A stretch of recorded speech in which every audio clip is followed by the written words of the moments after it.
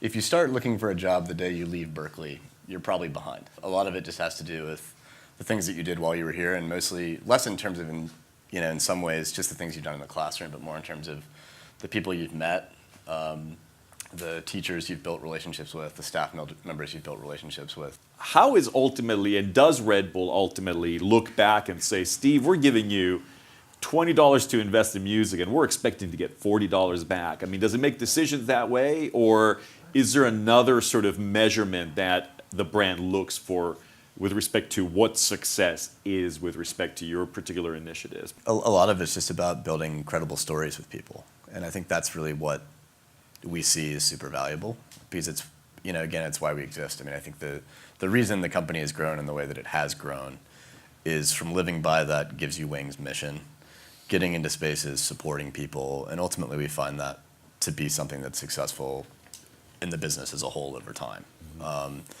And I think music is very much that same way. So there are, certain things that we look at to see how well things are doing, but it's more measured against mission than it's measured against, a lot of the more granular things. Yeah. And I think that, especially in something like music, you've got to have a serious long-term commitment to things, and you've got to allow things to grow as they grow. Do you feel that because you're a musician, you're able to approach situations, say, in a different way than somebody who has a traditional business background or an economics background? When you're working in any job, you're kind of performing whatever it is you're doing. I mean, you're always selling something, you're always in front of people, you're always talking to people. And I mean, even just the basic kind of stage mechanics of being a musician, and knowing how to go into, in my case, a meeting room and be able to talk to people in a way that you're actually communicating. It's the same thing you're doing if you're on stage playing a song. Traditionally, when you look at marketing, or at least over the last couple of years, the way a lot of companies approach it is by having a digital division or a digital person or a digital strategy.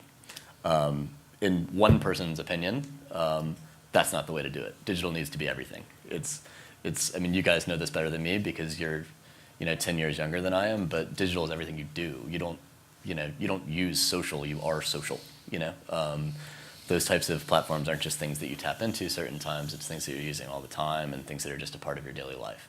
And I think that a marketing campaign to be successful, or a marketing program, or even a company, needs to be very similar, where those need to be things that are considered in every decision that's made, and ultimately it needs to act as a backbone of everything versus one little work stream off to the side.